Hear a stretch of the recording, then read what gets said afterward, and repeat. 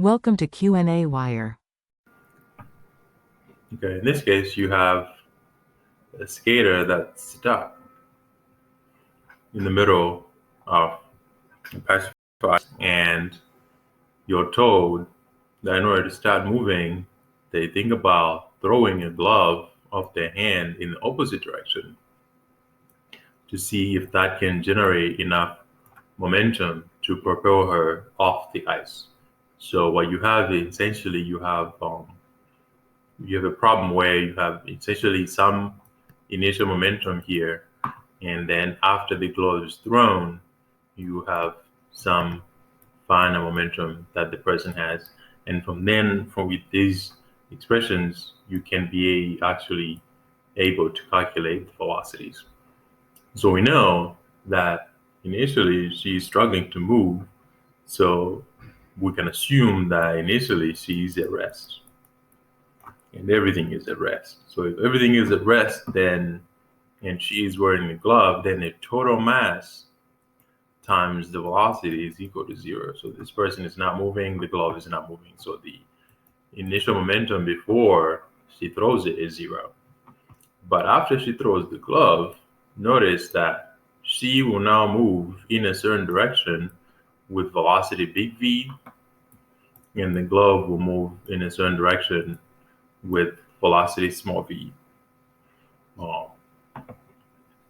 So now notice that the mass here is actually going to be now m minus the mass of the small glove here, and this would be the mass of the glove right there. So this is the final case, this is the initial case. So if momentum is conserved, again, because there's no external force acting on the system, we can go ahead and just say the initial momentum, which was 0, is equal to the final momentum, which is m minus m, which is the mass of this person minus the glove, times big V plus mv should be equal to 0. So this is the momentum. So now let's look at the directions of the velocities.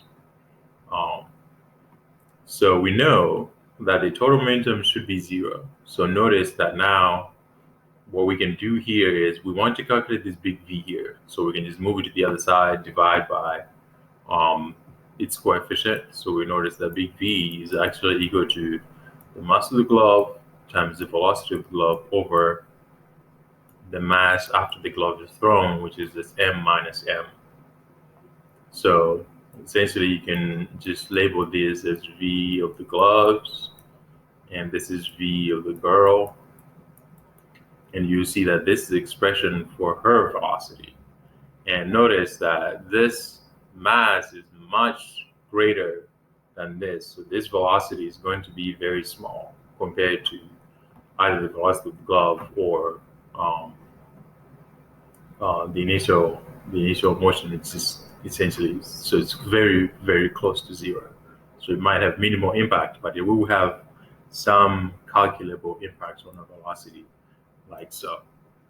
And then the next part is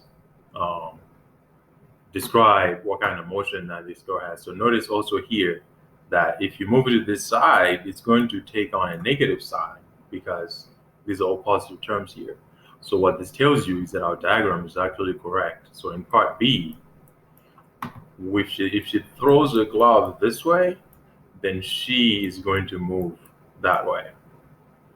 So once